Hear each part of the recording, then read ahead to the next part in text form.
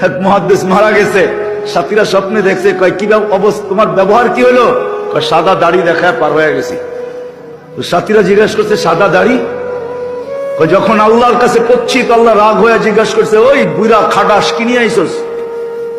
আমিও জোরে সরে বলছি সাদা দাড়ি নিয়ে আসছি, আর কিচ্ছু আনি নাই। আল্লাহ আরো চেতা গেছে, দাড়ি 80 বছর বয়স দিলাম শুধু দাড়ি?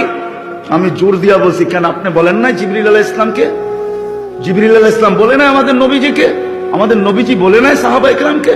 সাহাবারা বলে নাই তাদের ছাত্রকে? তাদের ছাত্ররা বলে নাই আমাদেরকে? আপনি নাকি সাদা দাড়ি দেখলে লজ্জা পান, এখন তো দেখতেছি চোখ বড় বড় করতেছেন। হাদিসে আছে, ইন্নাল্লাহা লা ইস্তাহি বি শাইবাতিন শাইয়াবা ফিল ইসলাম। যেই ব্যক্তি ইসলামের ভিতরে দাড়ি পাকায় ফেলছে, আল্লাহ তার সাদা দাড়ি দেখলে লজ্জা পান।